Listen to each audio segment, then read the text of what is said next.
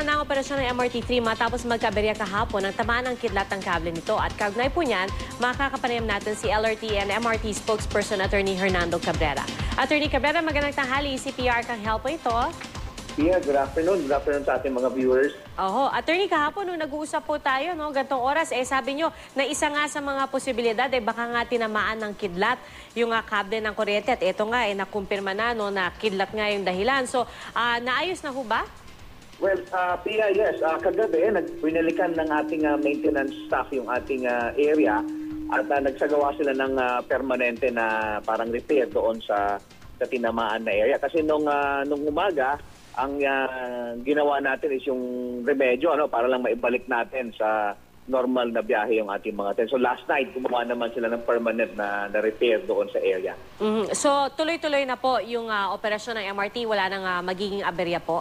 Well, tama yun, Pia. Natalis naman ulit tayo ng kidlat. But for this matter, Pia, pina-check na rin namin yung ating complement ng lightning arrester sa area, ang buong kahabaan, no?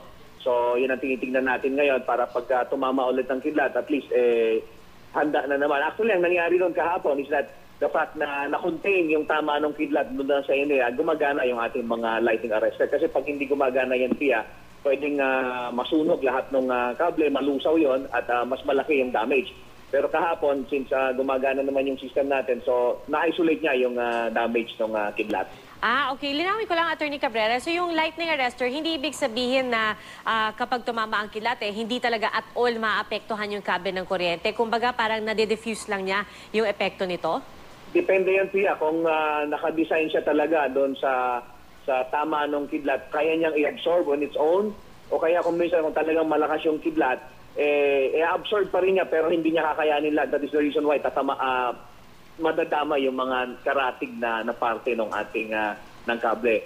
But since meron yung arrestor, hindi na kumalat masyado yung damage na nangyari. So hindi naman po ito nangangahulugan na halimbawa kailangan ng dagdag na bilang ng lightning arresters dahil ito tag-ulan na. Ito nga, ang lakas na nga ng buhos ng ulan, Attorney Cabrera? Well, so far yung mga lightning arrester natin, naka-design naman yun sa bawat system. So sa ngayon, pinapacheck namin kung naka-install ba lahat, maayos ba, baka minatanggal. And then yun na, kasama na rin yung assessment natin kung kailangan tayong magdagdag.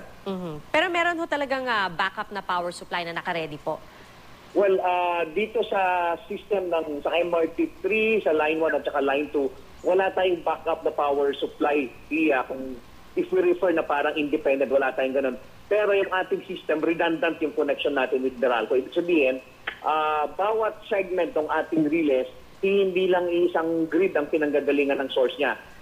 At the most, lagi dalawa yon. Para kahit mag-collapse or mawala ng power supply ang isang area, meron siyang kukuhanan na power supply sa kabilang area naman na hindi apektado.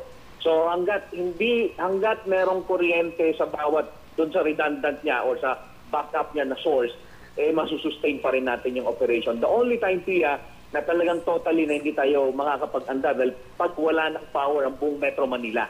Pero hanggat meron pang mga grid na meron, kaya natin i-sustain yung ating operation. Alright, maraming salamat po. LRT spokesperson Attorney Hernando Cabrera. Magandang tanghali po. Thank you, Pia.